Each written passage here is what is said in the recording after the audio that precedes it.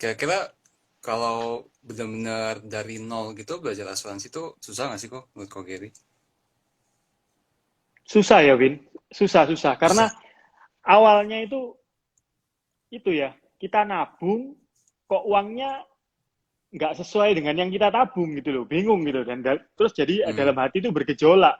Apakah asuransinya ini aku lanjutin atau aku stop aja gitu loh. Kan karena takut kan uangnya berkurang. Kayak kamu investasi di saham gitu loh. Waduh, kalau minus 20% kan ini ya, takut ya.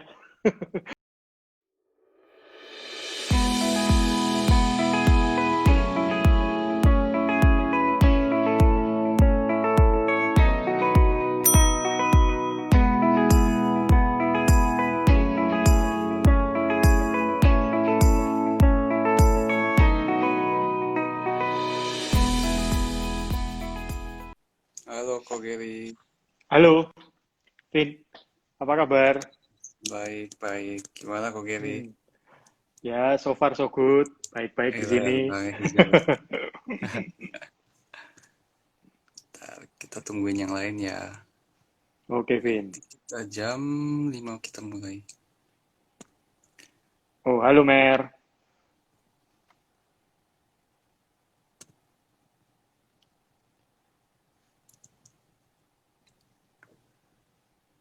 Halo, yang join Nelly, Andrew.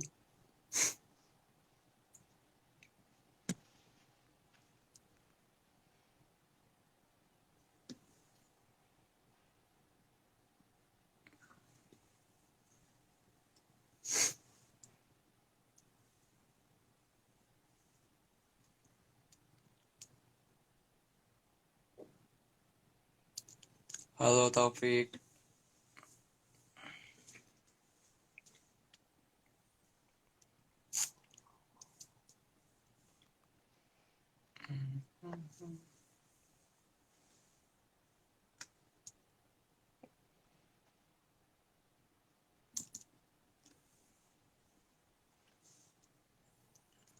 Untuk perkenalan ya, Kok Gary ini anggota CFP, udah bersertifikat internasional, udah ahli banget lah ngomongin soal personal finance.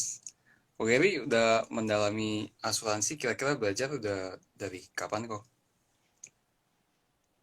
Aku belajar asuransi sejak mungkin 5-6 tahunan yang lalu, Vin.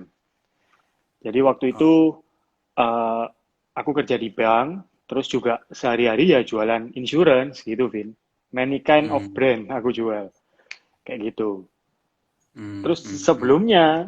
sebelumnya aku juga karena orang tua juga aware sama insurance gitu ya. Aku dibeliin insurance, aku mulai baca-baca, mulai mengenal kalau yang paling rame dijual kan unit link. Jadi aku mulai ngerti kayak gitu, Vin. Hmm, hmm.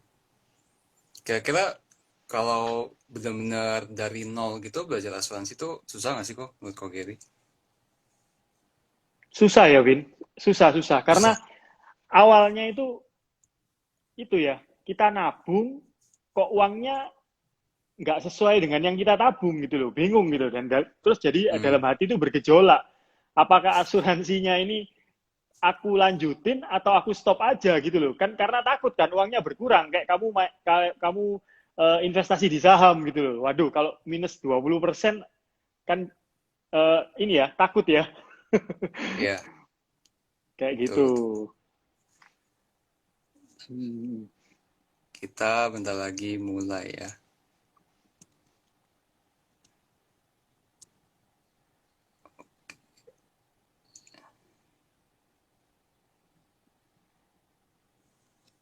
Cuman mungkin Oke, kalau oke, start ya. oke. Gak apa-apa kok, lanjutin kok. Oh enggak, kalau kalau orang awam gitu ya, kalau beli di agent itu kebanyakan Hmm, yang unit link modelnya. Tapi ketika hmm, aku kerja di bank itu ternyata produknya banyak banget. Ya unit link nomor pertamanya unit link, terus ada yang tipenya single premi, Vin. Jadi kamu bisa hmm. investasi di asuransi tapi tanpa potongan kayak gitu.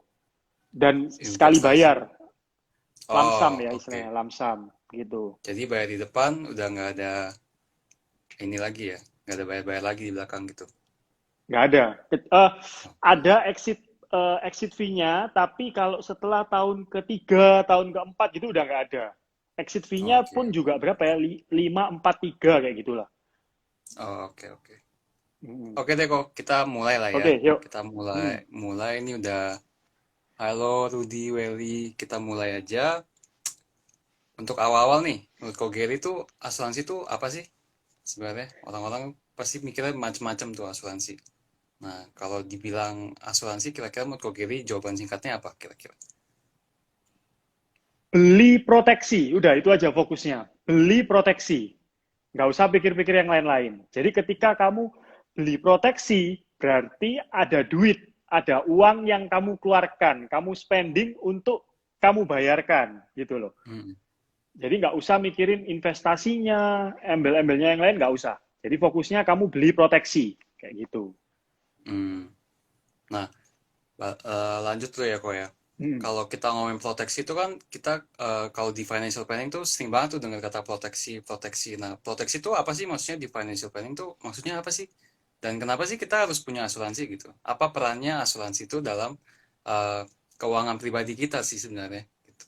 Nah, namanya proteksi itu berarti kan melindungi loh, Vin, bahasa Indonesianya ya. Simpelnya kan gitu, Betul. melindungi dari sesuatu yang nggak pasti, dari resiko yang nggak bisa kita cegah. Contohnya resiko apa? Yang pertama pasti resiko sakit. Kedua resiko meninggal. Ketiga resiko sakit kritis. Nah, itu ada tiga hal yang kita nggak bisa hindari gitu, Vin. That's why kita Hmm. perlu asuransi. Nah, kenapa kok uh, asuransi terus fungsinya untuk apa? Nah, ketika resiko ini terjadi, asuransi itu menggantikan uh, penyebabnya gitu ya. Apa ya istilahnya ya? Uh, Hasil dari resiko itu dengan uang gitu. Jadi misalkan paling gampang ketika kita tiba-tiba cacat tetap gitu ya. Padahal kita ini sebagai tulang punggung keluarga, terus akhirnya nggak bisa kerja gitu. Nah, dengan asuransi sakit kritis atau asuransi cacat tetap gitu. Nah, itu kan ada uang yang keluar dan menggantikan kita gitu. Jadi yang bekerja itu jadinya asuransi, bukan kita lagi kayak gitu. Hmm, Tapi hmm, ya, hmm, hmm. tapi ya jangan sampai kita cacat tetap ya, Vin ya. Ya, amit-amit lah kayak gue ya. Berarti bisa dibilang itu kayak resiko-resiko itu kita alihkan lah ya. Maksudnya kita bayar di depan, kita cicil. Jadi alangkah misalkan resiko itu terjadi, kita ada backup plan lah ibaratnya gitu ya gue ya. Betul.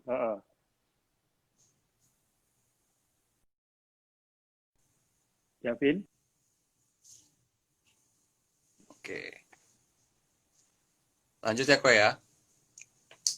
Uh, Asuransi itu tadi kan kalau Gary ada ngomong tuh ada sakit kritis, cacat tetap, ada juga eh, ada yang jiwa, ada yang kalau masuk rumah sakit. Itu berarti asuransi itu kira-kira ada berapa jenis sih kok? Biar orang-orang pada tahu nih, ternyata asuransinya itu harus sesuai dengan tujuan gitu kan, kalau sesuai dengan resiko yang mau kita cover. Nah, asuransi itu ada apa aja sih? Sebenarnya paling penting itu cuma tiga yang mesti kamu pikirin gitu loh. uh, Hmm. Basicnya gitu ya. Satu, kesehatan, gitu kan. Untuk ketika kalau kamu sakit-sakit, masuk rumah sakit, itu kamu perlu asuransi kesehatan. Yang kedua, asuransi sakit kritis. Jadi kalau kamu sakit, kan sakit kritis gitu kan, biasanya kan butuh biaya Hmm. besar. Tapi kamu masih hidup gitu loh, Vin. Kamu masih hidup dan Hmm. chance kemungkinannya untuk kamu bekerja lagi itu sedikit. Jadi kamu perlu asuransi sakit kritis, gitu kan. Yang kedua, yang Hmm. terakhir yaitu asuransi jiwa, asuransi kalau kamu meninggal, gitu kan. Jadi orang-orang yang kamu tinggalin itu masih tetap bisa punya lifestyle yang sama, masih tetap bisa hidup, gitu, Vin. Ya Oke. fokusnya di tiga itu. Nah nanti ada jenis-jenisnya, ada yaitu ada yang unit link lah, dwi guna Hmm. lah, kayak gitu, Hmm. berjangka dan macam-macam, kayak gitu, Vin.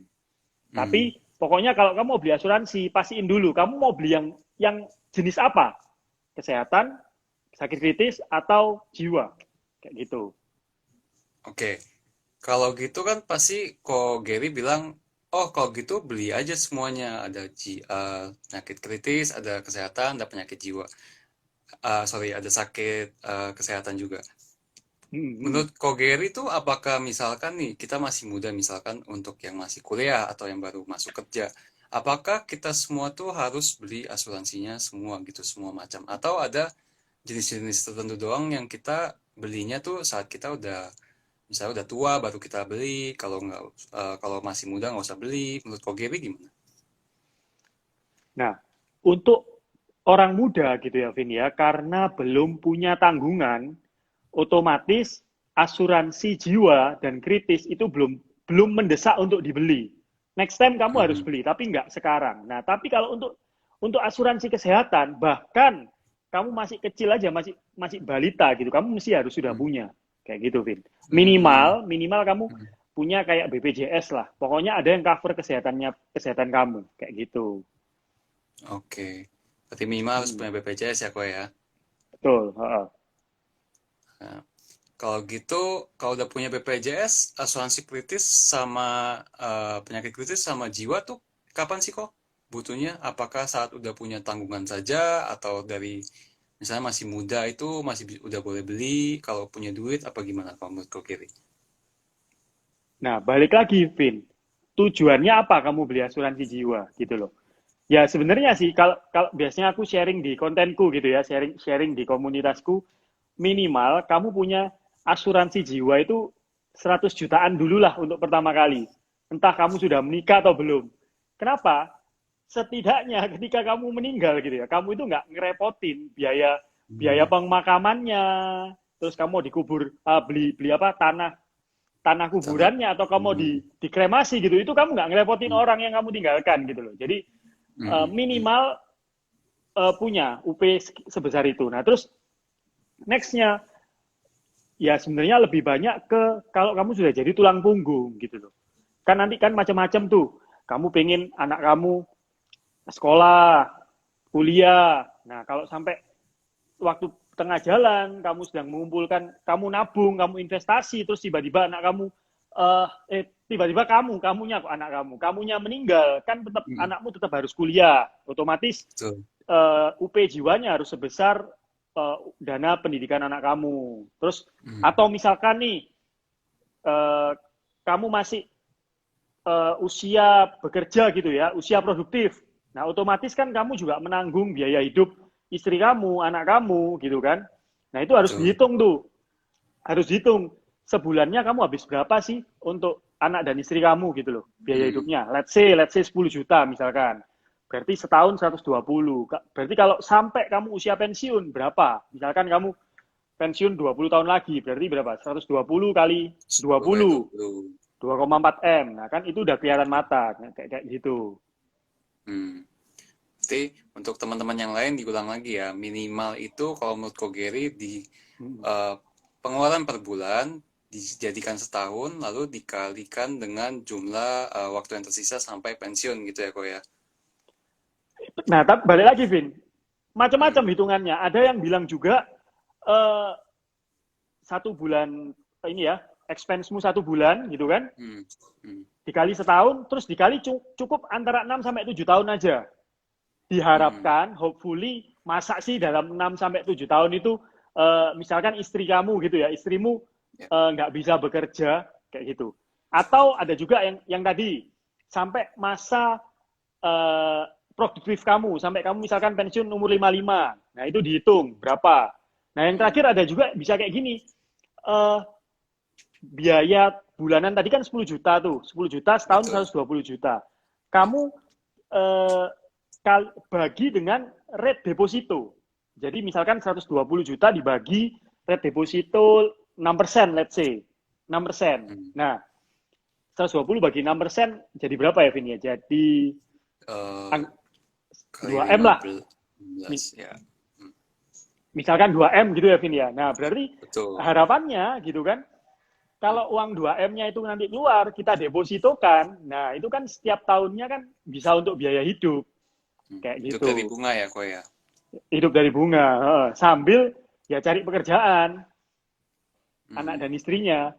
Kayak hmm, gitu. hmm, hmm, hmm, hmm.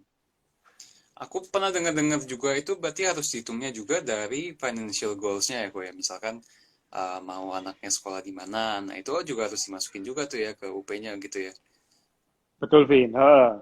Jadi harus tahu anaknya mau sekolah di mana. Kalau kalau bisa sangat detail sampai uang masuknya berapa, SPP bulanannya berapa, dikalikan juga dengan inflasinya, jangan lupa. Nah, itu ntar ketemu berapa Tuh. gitu. Itu berarti untuk dua-duanya ya, kok penyakit kritis dan juga asuransi jiwa. Apa tadi kita kita hitung UP itu hanya untuk asuransi jiwa aja? Apa caranya hitungnya beda-beda? Begitu. Idealnya dua-duanya, Vin. Idealnya dua-duanya. Tapi kan ya, kalau kita full beli uang kita ya, kalau kita sisihkan untuk beli asuransi semua, nah terus kapan kita bisa menabung gitu loh, Vin. Nah, Betul. ya ada yang diprioritaskan lah. Misalkan beli UP-nya dulu, baru kalau ada dana lebih dibelikan sakit kritis juga, kayak gitu. Hmm.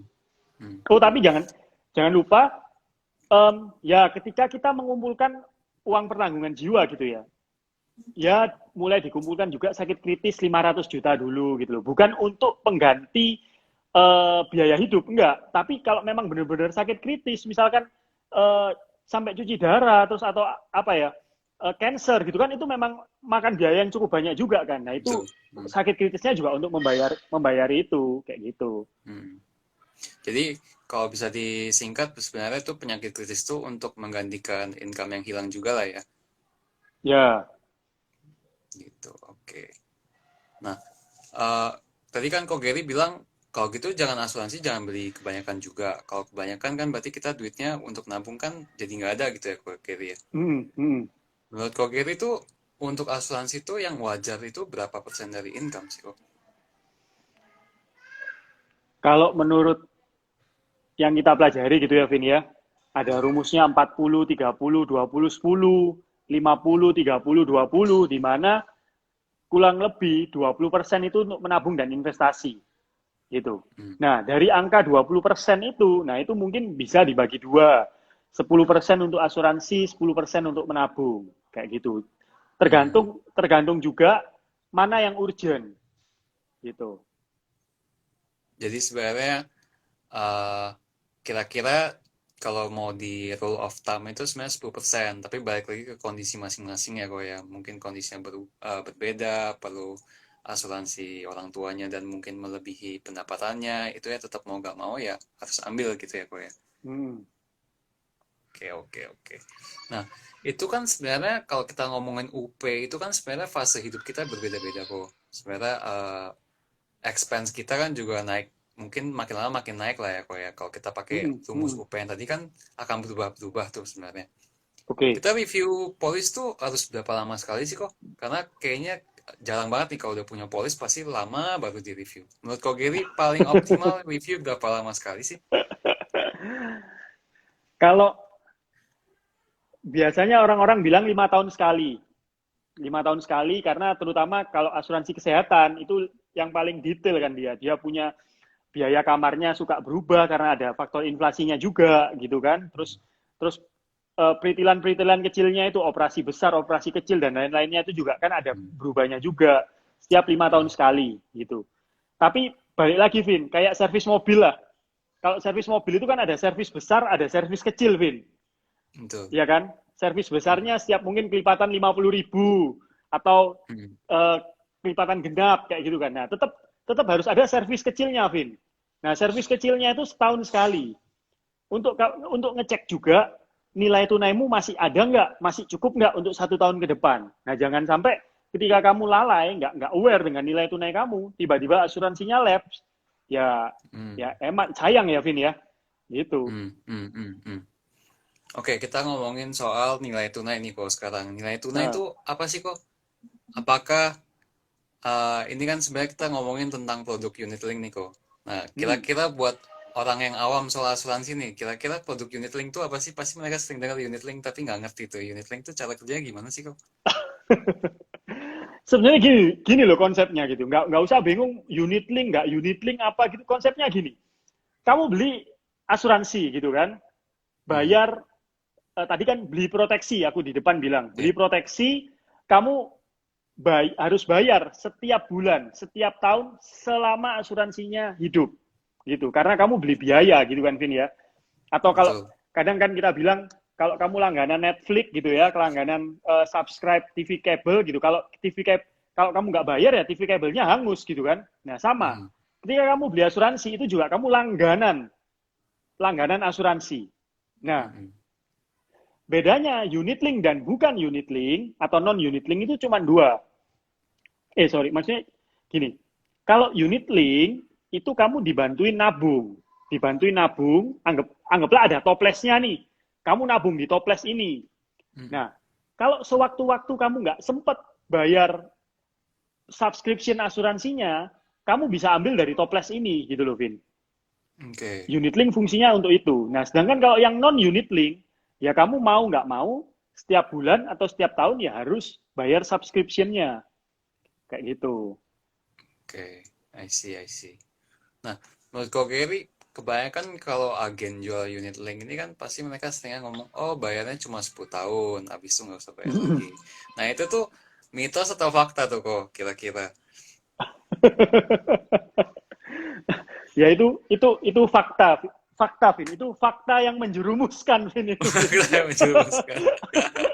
Fakta Gimana yang tuh membuat kok orang-orang itu menjerumuskannya? anti beli asuransi gitu. Jadi kayak tadi kan aku ada tanya di Instastoryku gitu ya. Kenapa kok orang-orang kok nggak suka beli asuransi ya kayak kayak gitu. Karena itu fakta yang menjerumuskan. Jadi orang-orang kadang nggak aware antara premi dan nilai tunai. Dia pikir cukup bayar premi 10 kali selesai. Kok nilai tunai? Premi dengan biaya asuransi. Dia pikir Hmm. dengan bayar premi 10 kali beres gitu loh. Sampai kamu meninggal udah nggak perlu bayar lagi. Mereka lupa kalau sebenarnya yang dilihat ini yang biaya asuransinya. Karena ini yang setiap tahun, setiap bulan di debit. Kayak gitu, Vin. Hmm.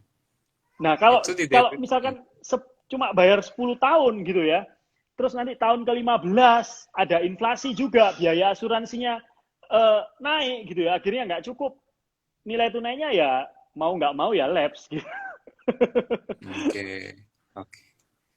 Berarti biaya asuransi itu akan selalu dikenakan ke kita selama proteksi itu masih ada gitu ya kok ya. Yes. Nah, berarti Untuk nilai unit link tunainya ya, Vin tadi ya. ya oke. Jadi teman-teman untuk unit link biaya asuransinya akan selalu aktif selama polisnya masih aktif. Nah, untuk membantu setelah kita udah nggak bayar premi, nanti akan diambil dari tabungan celengan itu ya kok ya, yang tadi nilai Hmm, tunai itu ya kok berarti. hmm, Nah, hmm, nah berarti kan tadi kok Gary itu bicara soal asuransi itu ya proteksi. Nah, kenapa masih banyak orang sih yang melihat unit link itu sebagai investasi? Dan kenapa kita nggak boleh investasi di unit link nih kok? Kenapa gitu? Oh, Padahal kan ada unsur investasinya juga sebenarnya di unit link. Menurut kok Gary gimana? hmm. Loh, unit link ya kalau kamu mau pakai sebagai investasi ya sah-sah aja gitu loh. Namanya juga itu kan reksadana. Unit link itu kan reksadana gitu kan. Hmm. Jadi mobilnya itu isinya asuransi dan reksadana. Cuman kamu harus konsekuen gitu loh. Ketika kamu investasi di asuransi gitu kan, kamu harus sisihkan, kamu sudah harus pas gini ya. Misalkan biaya asuransinya ya, kalau kamu cek gitu di polis kamu, misalkan biaya asuransinya 100.000 sebulan gitu. Nah, terus kamu mau menabung, mau investasi 1 juta sebulan. Nah, sebenarnya dalam pikiranmu nggak boleh berpikir kamu berinvestasi 1 juta, enggak. Kamu berinvestasi cuma 900.000 dan kamu harus bayar biaya asuransi 100.000. Kalau kamu mau berinvestasi di unit link sebanyak 1 juta ya kamu harus ketika kamu transfer ke asuransinya ya 1,1 juta gitu, Vin. Jadi Hmm. 1 jutanya itu pure untuk berinvestasi. Nah, tapi masalahnya, Vin, tapi ini ya preferensinya masing-masing gitu ya. Kalau kalau Hmm. aku sendiri sih kurang rekomen untuk investasi di asuransi gitu. Kenapa? Nah, balik lagi ya, ketika kamu udah aware biaya asuransinya kamu bayar terpisah daripada investasinya. Nah, kita ngomong investasi. Satu, kalau kamu investasi di unit link, itu ada biaya subscription-nya. Kurang Oke. lebih ada 5%. Jadi kalau kamu masukin tadi 1 juta, kepotong 50.000 di depan. Gitu. Terus harganya ada bid over spread-nya. Harga jual belinya beda. Itu juga bedanya sekitar 2,5 sampai 5%. Jadi let's say ngomong 5% gitu kan. Berarti uang kamu yang 1 juta ini udah kepotong 10%, Vin. Jadi tinggal 900.000. Itu dari sisi biayanya. Sedangkan kalau kamu investasi di reksadana, itu biayanya 0%. Kebanyakan 0%. Padahal sebenarnya ada beberapa asuransi yang 1%, Vin. Cuman, nah gini, balik lagi. Kalau gini, Vin. Karena aku dulu background-nya kan kerja di bank gitu kan ya. Aku tahu ketika aku lihat beberapa reksadana gitu, Vin. Reksadana yang cukup terkenal, contohnya Schroders gitu ya. Itu kayaknya ya, aku belum ngecek lagi. Kayaknya nggak dijual kayak di Bibit dia nggak jual. Yang terkenal kayak Schroders, Dana Prestasi Plus. Itu kena fee, Vin, pasti. Tapi kalau di Bibit semua asuransi semua reksadanya nggak kena fee. Jadi kan apa ya? Setiap reksadana beda-beda, ada yang kena fee, ada yang enggak, gitu kan. Nah, terus oke, itu dari ngomongin tentang fee-nya. Nah, terus kalau kita yang aware tentang market gitu ya, terus aware tentang produk gitu ya. Kalau misalkan unit link-nya nggak perform bukan berarti nggak perform itu dari saham dipindah ke obligasi, di switching, enggak gitu loh. Tapi kalau memang benar-benar sahamnya nggak perform karena unit link-nya itu unit link sahamnya itu memang isinya itu, Vin, isi sahamnya itu juga nggak bagus gitu loh. Nah itu kamu nggak bisa pindah. Kalau let's say kamu asuransi apa misalkan, Pru atau AIA gitu ya. Nah itu kamu misalkan dari kayaknya unit link-nya Pru yang saham ya, yang equity kok kurang bagus ya. Aku mau pindahin ke equity-nya AIA, itu nggak bisa, Vin. Ya kan? Nah, sedangkan kalau kamu di reksadana gitu ya, misalkan kamu di mana, di Bibit lah atau di apa itu kamu bisa gitu, tinggal kamu cairin, terus kamu masukin lagi di reksadana saham yang lain. Kayak gitu. Lebih ke fleksibilitasnya juga ya, kok ya. Satu, return karena biaya di depannya besar. Kedua juga karena inflexibility-nya ya. Jadi dari perspektif Kogeri, kalau bisa investasinya benar-benar di instrumen investasi ya. Tapi balik lagi ya, kalau kamu nggak mau repot-repot kayak gitu, ya udah nggak apa-apa. Kamu investasi di unit link juga nggak apa-apa. Pokoknya balik lagi, cost of insurance-nya harus kamu bayar terpisah. Gitu. Oke. Nah, kalau di unit link itu kan sebenarnya kita dikasih pilihan gitu ya, kok ya. Misal investasi di yang tadi Ko Geri bilang equity, ada yang pendapatan tetap. Nah, menurut Ko Geri, idealnya atau optimalnya apakah harus di mix atau full ke satu reksadana aja yang di asuransi, atau gimana kalau menurut Ko Geri perspektifnya? Nah ini kalau ngomongin investasi, Vin, ini balik lagi, Vin. Tergantung profil resiko kamu, gitu apa. Profil resiko kamu apakah konservatif, agresif, atau moderat, gitu kan. Ya kalau moderat, ya kalau bisa ya dikombin antara saham dan obligasi, gitu. Ada percentage-nya, mungkin obligasinya 70%, sahamnya 30%, kayak gitu.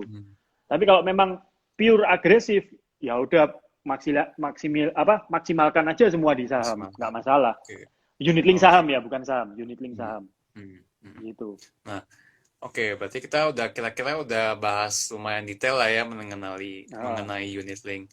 Nah, menurut Kogeri nih, ada unit link, ada yang non unit link. Menurut Kogeri apa aja sih kelebihan kekurangannya dari masing-masing ini?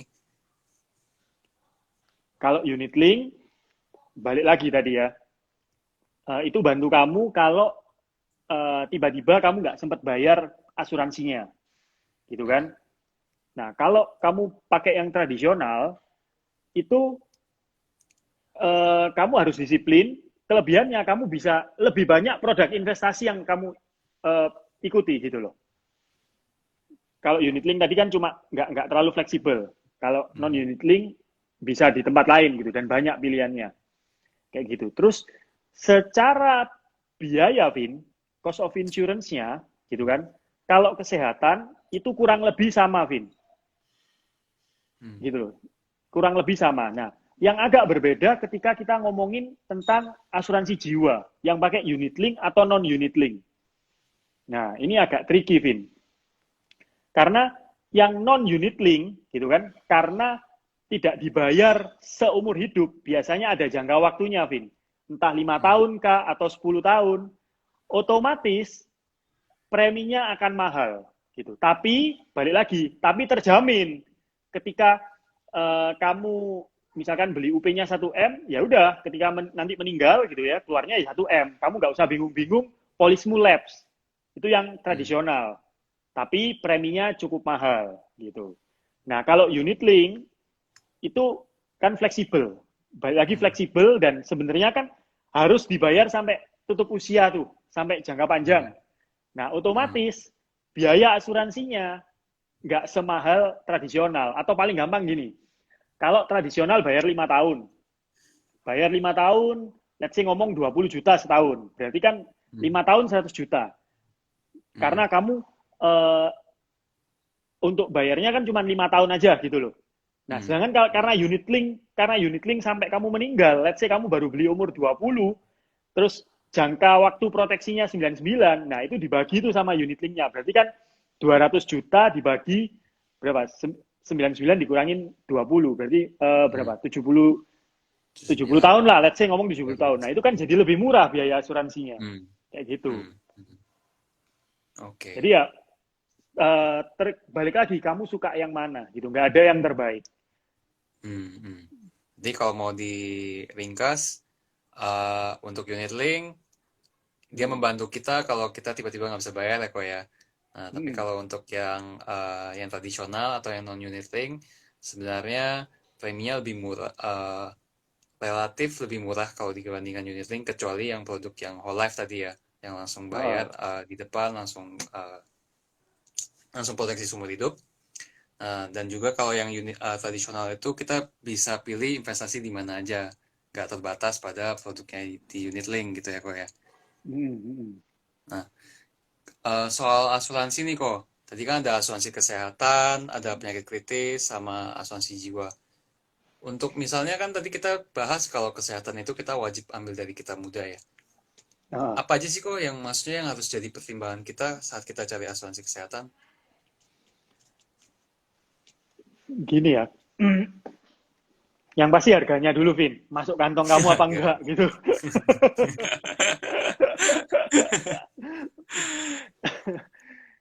Yang kalau kalau nggak masuk di kantong kamu ya mau nggak mau minimal kamu mesti punya BPJS kan kayak gitu.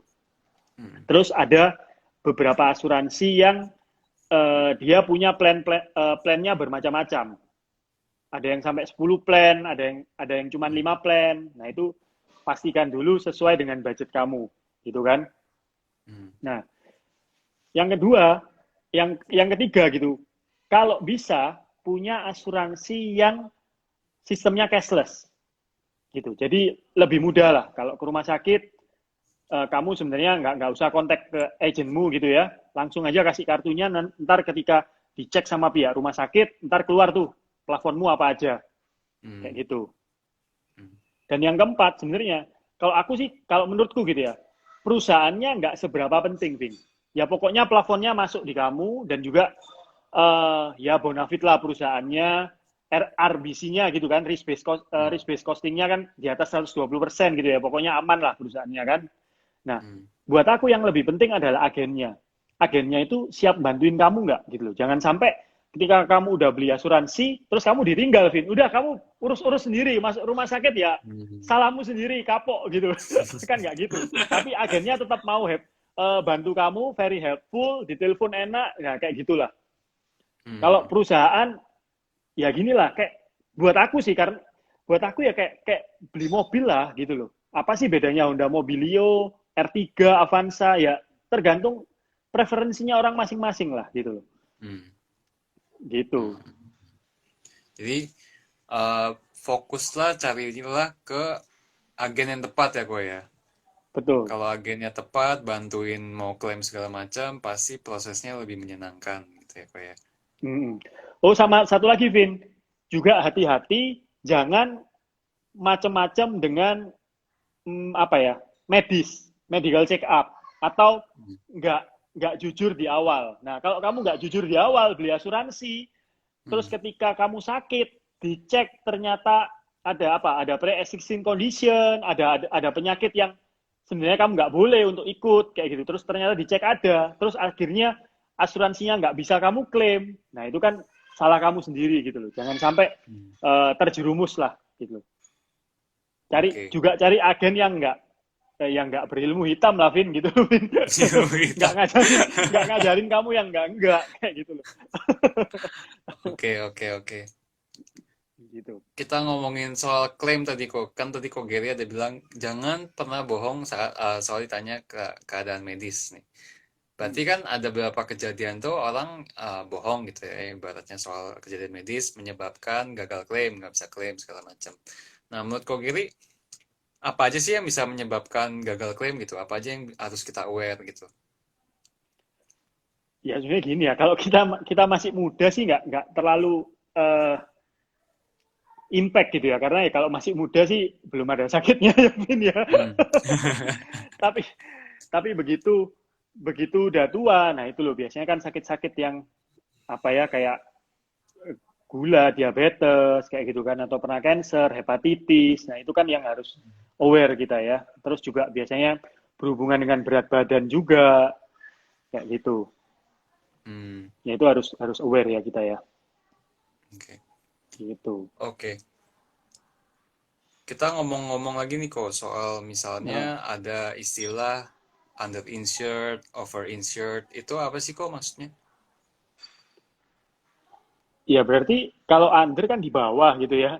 Di Hmm. bawah batas kebutuhan asuransimu yang wajar gitu. Kalau over Hmm. insured ya berarti terlalu banyak kamu beli asuransinya. Jangan-jangan kamu nolongin agennya gitu ya untuk beli asuransi.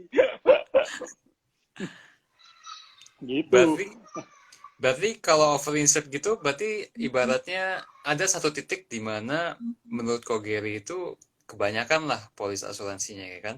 Hmm, hmm, hmm. Kapan sih dinyatakan tuh overinsured kok kira-kira?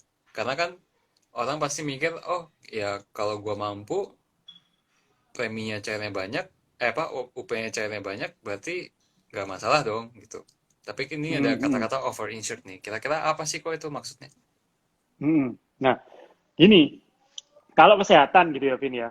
Kalau kamu punya eh, dua polis dari dua perusahaan yang berbeda dan sama-sama menanggung kesehatan kamu, sama-sama cashless dua-duanya, yaitu namanya Hmm. overinsured, Vin. Gitu. Percuma nggak Hmm. bisa dipakai gitu kan? Salah satunya nggak bisa dipakai.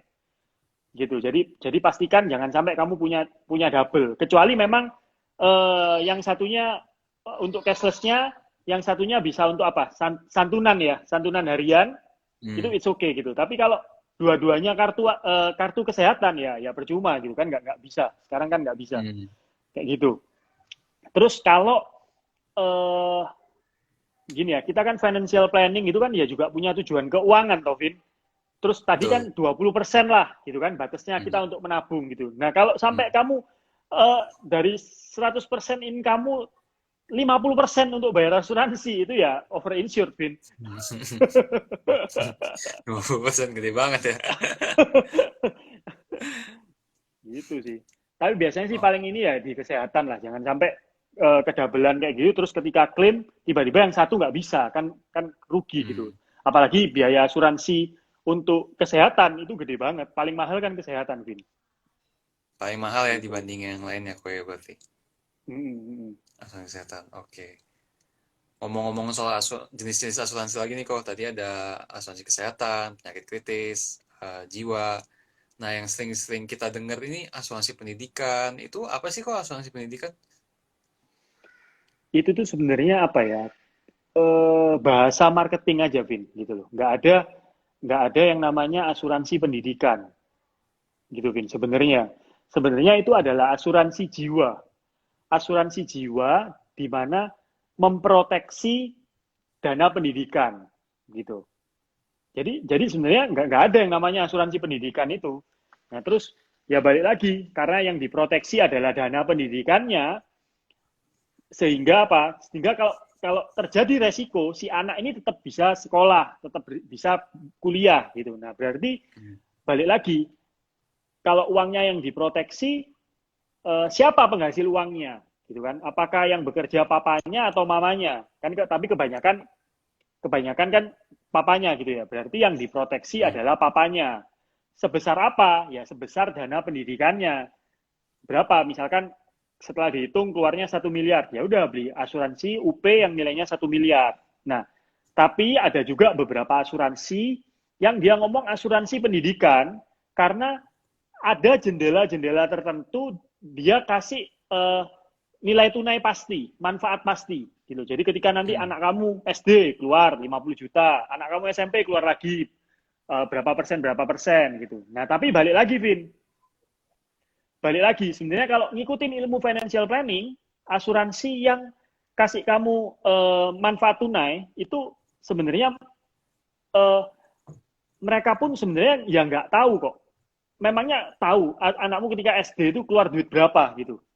Hmm. Sebenarnya nggak tahu, cuman ya apa ya, ya bantuin dikit-dikit lah. Misalkan dana kuliah, Hmm. dana sekolah SD 100 juta, ternyata dana asuransi manfaat pastinya 20 juta. Oh, berarti kamu harus tinggal ngumpulin 80 juta lagi, kayak gitu. Hmm.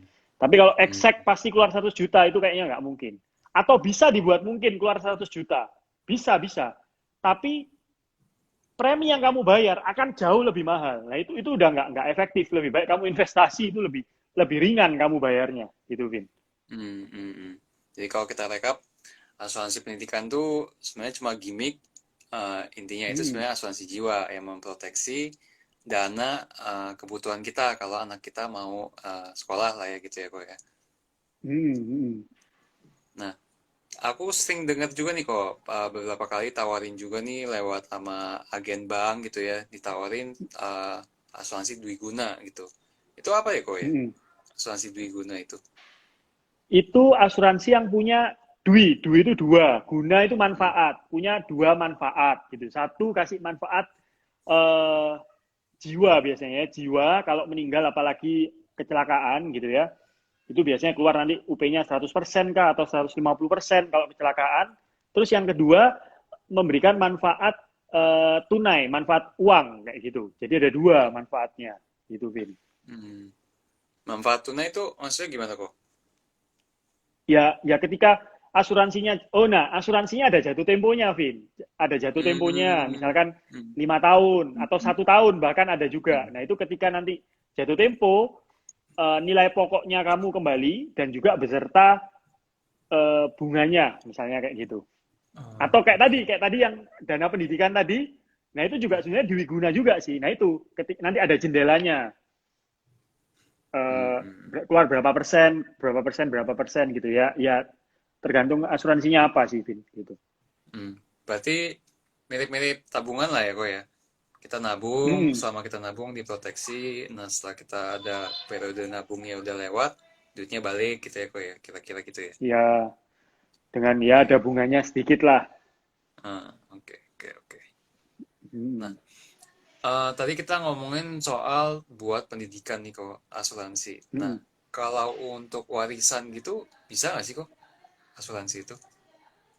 Justru sekarang itu lagi ininya ya, Vin, ya lagi boomingnya, lagi gencar-gencarnya warisan, Vin. Karena kenapa? Lewat asuransi UP itu tuh nggak ada pajaknya, Vin, gitu kan? Terus nggak ada Hmm. biaya lagi yang dipotong. Warisan apa lagi yang nggak ada biayanya, gitu loh. Dan juga Hmm. jelas gitu loh. Kalau ahli warisnya Kevin 100% ya ntar uangnya masuk ke Kevin 100%. Kevin 50%. Terus mungkin kita saudara gitu ya Vin ya 50% Hmm. 50% ya itu jelas gitu loh. Enak banget. Hmm. Sedangkan kalau Hmm. Hmm. Hmm. uh, kamu ninggalin deposito, rumah, obligasi itu kan pembagiannya agak ribet gitu loh Vin. Nggak Oh, bisa oke. exactly 50% ya nggak bisa. Belum Hmm. lagi ada Hmm. Hmm. biaya-biayanya kayak gitu. Jadi sebenarnya kalau lewat asuransi itu lebih simpel, lebih rapi gitu ya kok ya. Dan lebih murah Vin. Oke. Karena kan kita bayar preminya kecil, kita dapat UP-nya Hmm. gede gitu. Hmm. Hmm. Hmm. Hmm. Hmm. Ini ada pertanyaan dari Kak Alfa nih. Hmm. Asuransi Dwiguna versus asuransi tradisional plus investasi. Mendingan yang mana? Hmm, mending dari sisi apanya gitu. Kalau kalau aku pribadi gitu ya, karena aku ini suka analisa banget sebenarnya. Aku ini orang Hmm. analis banget. Aku pernah hitung-hitung ya, Vin ya. Ketika kamu pakai asuransi Dwi Guna, itu kan balik lagi tadi kan kita ngomong menabung dan Hmm. ada returnnya. Nah kan kita akan bertanya returnnya berapa sih sebenarnya kan kayak gitu. Hmm. Dibandingkan Betul. dengan kita asuransi tradisional, terus kita berinvestasi. Hmm. Aku pernah hitung gitu ya, Vin ya. Kalau kita berinvestasi di saham atau reksadana saham, itu kan returnnya kan apa ya? Kalau istilahnya di awang-awang itu apa ya, Vin ya? Masih belum pasti, Vin. Betul, belum Walaupun pasti. Ya. walaupun sebenarnya jangka panjang ya harusnya returnnya 15 sampai 20% gitu Hmm. kan. Tapi Hmm. masih belum pasti. Nah, kalau Hmm. aku ambil aja reksadana pasar uang gitu ya. Kita investasi di reksadana pasar uang yang returnnya sekitar 5 sampai 6%, Vin. Itu kalau kamu bandingin dengan asuransi Dwi Guna, itu masih gedean reksadana pasar uang. Ketika aku hitung-hitung, Hmm. asuransi Dwi Guna itu jatuhnya kayak bunga tabungan. Kayak gitu. Hmm. Hmm. Hmm. Hmm. I Itu kalau see. dari Berarti segi return. investasinya. Hmm. Hmm. Terus kalau dilihat dari apa? Dari segi proteksinya. Kalau dari segi proteksinya, ya kurang lebih ya sama ya harusnya ya. Kan sama-sama beli UP ya dapat UP gitu kan. Hmm. Mirip-mirip ya kok ya. Hmm. Hmm. Biasa kalau asuransi diguna itu preminya flat atau enggak ya kok? Tradisional kan kalau kesehatannya biasanya naik turun tuh. Nggak pernah turun sih, selalu naik ya. Kalau diguna tuh, diguna tuh gimana kok? Apakah tergantung produknya atau gimana? Tahu kok flat ya Vin ya. Gitu. Flat ya? Kebanyakan flat lah. Kebanyakan flat. Oke, oke, oke. Hmm. Nah, selain asuransi pribadi nih kok, misalnya tadi kan kita udah go through ya, yang wajib adalah asuransi kesehatan satu, kedua penyakit kritis, ketiga asuransi jiwa nih. Sebenarnya kan banyak lagi tuh kalau ada asuransi mobil, ada asuransi Ah, ah, ah. rumah. Nah, itu tuh Hmm. perlu nggak sih kita ambil juga atau sebenarnya gimana? Menurut pandangan Kogeri itu gimana soal asuransi yang jenis lain? Ya tetap perlu sih Vin ya. Kayak kita ambil Hmm. kesehatan perlu, tapi kadang nggak perlu gitu kan kemahalan. Tapi ya tetap ya balik lagi ya karena asuransi itu nggak bisa kamu merasakan kalau nggak kejadian gitu loh. Harus kejadian dulu baru dapat untungnya ya. Nah ya itu makanya ngomong perlu nggak perlu ya balik lagi gitu loh. Kalau memang kamu merasa nggak perlu ya nggak usah beli gitu loh. Tapi seharusnya itu perlu gitu Vin. Asuransi Hmm, hmm. kebakaran rumah, mobil itu perlu. Karena balik lagi Vin. Nah ini aku punya cerita. Oke, Karena apa aku nih? pernah merasakan asuransi kehilangan mobil Vin. Gitu. Mobilku Hmm, pernah hilang. Jadi aku merasa ya itu perlu banget. Jadi kalau ketika mobil hilang ternyata beneran Vin diganti kok uangnya dan sesuai harga hmm, mobilnya kayak gitu. Jadi nggak masalah gitu. Jadi oh, oke, ya oke. gimana ya perlu gitu. Hmm, hmm, hmm, hmm, hmm. Sebenarnya jadi balik lagi ketika eh, perlunya itu ketika membuat keuangan kita benar-benar kacau balau lah ya kok ya kalau kejadian. Biasanya itu gini, biasanya itu apalagi kalau kesehatan gitu ya. Orang-orang suka ngomong Hmm, perlu kalau sudah sakit gitu. Sudah terlambat hmm, itu akhirnya ya hmm, kita nggak bisa beli gitu ya. hmm, hmm, hmm, hmm, hmm. Gitu. Oke.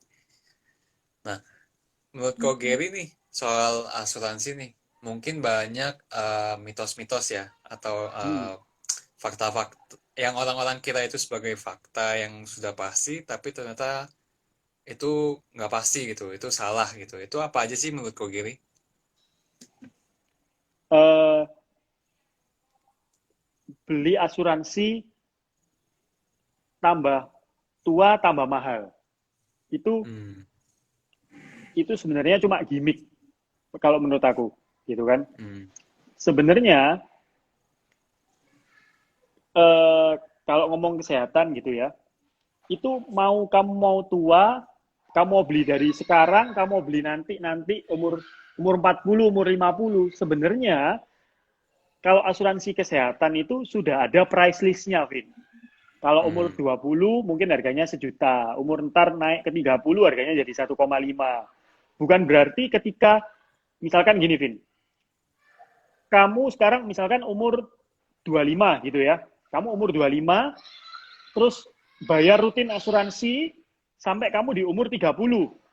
Hmm. Terus kamu harus bayar 2 juta. Nah, gitu kan. Apakah seorang Gary ketika umur 30, apakah lebih mahal bayarnya? Kan kayak gitu kan. Hmm. Hmm. Enggak, ya tetap sama. Bayarnya seperti kamu yang di umur 30. Karena asuransi kesehatan itu sudah ada price list-nya. Kamu ikut kapan aja Hmm. ya kamu harus bayar sesuai price list-nya, gitu, Vin. Hmm. Cuman masalahnya balik lagi, eh, semakin kamu tua, itu biasanya semakin Hmm. eh, penyakitnya pada keluar semua, Vin. Nah, kalau penyakitnya keluar semua, terus ya apes ternyata gitu ya. Hmm. Apes Hmm. ternyata termasuk salah satu penyakit yang nggak di cover asuransinya atau ditolak Hmm. asuransi, yang kamu nggak bisa beli asuransi. Nggak, Hmm. ya, Hmm. ya, ya sudah ya apes kayak gitu. That's why Hmm. kenapa kok orang itu sebenarnya ya perlu beli sejak dini. Nah, terus kalau Hmm. ngomongin asuransi jiwa gitu ya, UP, Hmm. apakah semakin tua akan semakin mahal? Sebenarnya balik lagi. Gini, uh, uang pertanggungan, misalkan harga 1 M, itu tuh sudah ada harganya, Vin. Kalau Hmm. 1 M, let's say harus 200 juta. Biaya asuransinya ya, bukan premi ya. Kita ngomong biaya Hmm. asuransinya. Hmm. 200 juta. Nah, kalau kamu beli di usia 20, 200 jutanya itu kan dibagi 70 tuh sampai usia Hmm. 99. Dibagi Hmm. 80 sampai usia Hmm. 99, 100. Hmm. Otomatis kan lebih ringan Betul. daripada kalau kamu baru beli di usia 50, 200 juta, Hmm. 100 kurangi 50, 50. Berarti kan biaya asuransinya lebih mahal per Hmm. bulannya kamu bayar. Nah, Hmm. that's why kenapa kok semakin tua kok jadinya mahal kayak gitu. Hmm. Hmm. Hmm. Hmm. Hmm. I see. Oke, ini ada pertanyaan Mitosnya gitu. lagi oleh Bang Ian Renasa nih. Hmm. Kalau asuransi kerugian, misalnya rumah, apa saja yang harus diperhatikan? Penting atau enggak? Hmm. Uh, ya yang pasti biasanya kan ketika agennya nawarin itu ya ada asuransi kebakaran, asuransi huru hara, asuransi gempa bumi. Ya itu yang ya ada inilah yang komplit lah apa ya namanya. Aku nggak hafal juga ya. TLO atau all risk ya, all risk gitu ya. Ya itu Habis. beli aja. Nah, biasanya em, pastikan juga gitu ya rumahmu itu Vin, eh, kawasannya di daerah apa gitu karena itu akan mempengaruhi harga harga asuransinya. Contohnya Hmm. gini, Vin, kalau kamu sekitar rumahmu gitu ya ada rumah makan itu Hmm. preminya lebih mahal, Vin, daripada rumah tinggal.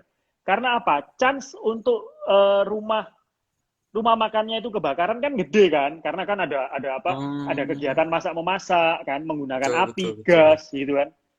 Betul, Nah itu betul. um, preminya lebih mahal biasanya itu. Terus juga Oh. perhatikan juga uh, apa ya sih nilai-nilai bukan harta benda yang ada di dalam rumahmu gitu. Misalkan Hmm. kamu punya guci antik di dalam rumah, ada apa misalkan rumahmu ada gudang ya, kamu jualan online shop ada gudangnya. Nah itu harus dihitung juga tuh berapa Hmm. nilai ininya yaitu nilai semuanya di dalam rumahmu itu berapa gitu Hmm. loh. Karena Hmm. balik lagi ya, semakin banyak barang yang kamu punya, Vin, yang ada harganya berharga gitu ya, maka Hmm. preminya akan semakin mahal gitu loh. Nah, Oh. biasanya namanya orang gitu ya, nggak mau bayar premi mahal-mahal. Kan biasanya kan kayak gitu, Vin. Hmm. Ya. Akhirnya apa? Akhirnya apa? Misalkan setelah rumahmu divaluasi, kayak sama aja valuasi ya. Setelah rumahmu divaluasi, isinya 1 M gitu katakan ya, 1 miliar. Nah ternyata kamu minta udah jangan 1 miliar, cukup tulis 500 juta aja gitu loh. Nah itu Hmm. bahaya ketika nanti bener-bener kejadian kebakaran gitu, Vin ya. Jangan salah kalau kamu cuman di prorata, Vin, gitu loh.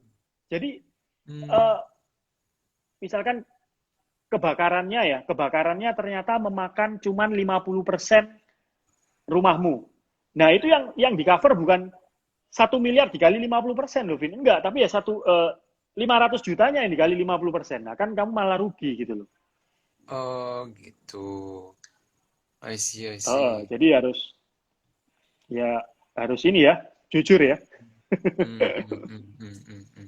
Baru tahu ternyata isi rumahnya juga itu juga dipakai untuk menghitung valuasinya ya dan juga ngefek ke preminya juga ya kok ya. Iya, I see, I see. Buat teman-teman yang lain kalau ada pertanyaan silahkan ditanyakan ke gue Gary karena kita cuma punya waktu sekitar 10 menitan lagi lah ya. Mm-mm. Nah, dari Bang Ian, jadi emang benar asuransi makin tua makin mahal, tapi penggunaannya untuk membuat orang terburu-buru beli asuransi itu kurang tepat ya. Gitu. Iya. Cuman balik lagi, Vin. Kalau nggak diburu-buru, nggak beli masalahnya, Vin. Gitu. Hmm, hmm, hmm. Oh ya, banyak juga nih kok yang argumen ya soal asuransi kesehatan. Mm, Ah, gue udah punya asuransi dari kantor. Nah, menurut Kok Gary mm. tuh apa tuh? Apakah benar kalau punya asuransi dari kantor, kita tuh nggak perlu lagi beli asuransi kesehatan atau perlu lagi sih sebenarnya gitu? Ya, balik lagi. Plafonnya dari kantornya itu berapa gitu. Cukup nggak gitu. Kan kadang eh, kalau kantornya nggak terlalu bonafit kan asuransinya juga seadanya kadang-kadang. Kayak dulu Hmm, gini, pengalamanku kerja di bank gitu, Vin ya. Kalau di bank asing, asuransi kesehatannya itu number one gitu, Vin. Wah, komplit. Tapi ketika kamu di bank lokal kalau nggak salah, itu hmm, miris banget gitu loh. Nah, itu harus hmm, di-combine dengan asuransi kesehatan kamu beli di perusahaan swasta atau kamu tambah hmm, BPJS gitu. Ya hmm, jadi balik lagi ya harus direview, nggak serta merta eh, apa ya harus nambah asuransi swasta nggak juga gitu loh. hmm, hmm. Jadi tergantung baik lagi proteksinya cukup atau enggak ya kok ya. Mm Jangan-jangan -mm, nanti mm under insured ya kalau di asuransi kantor gitu. Betul ya kok ya? -mm. Atau bisa kamu gini, Vin, Hmm, asuransi kantor udah punya nih, hmm. kamu beli asuransi jiwa yang ridernya ini, Vin, ridernya apa sih? Cash, kok cash plus? Eh, santunan ya, cash hospital, Cash plan. Cash plan. cash plan. Nah gitu. Jadi kan kalau sehari nginep di rumah sakit, ntar keluar berapa? Hmm, Kalau 2 hari berapa? Kayak gitu kan? I see, I Mungkin kamu see. bisa combine dengan itu. Kalau kamu merasa keberatan dengan asuransi kesehatan, Hmm, hmm, hmm, hmm. ya, gitu. Oke. Berarti, oh lanjut lagi nih kok. Biasa Hmm. pertanyaan-pertanyaan juga nih. Ibu rumah tangga itu harus nggak sih beli asuransi jiwa? Ya balik lagi, tujuannya apa? Ibu rumah tangga beli asuransi jiwa. Lagi-lagi tujuan ya kok ya. Tujuannya apa gitu loh. Kalau aku ya, kalau ada duit lebih, ya aku beliin istriku. Untuk apa? Ya untuk Hmm, warisan, Vin. hmm, hmm, hmm.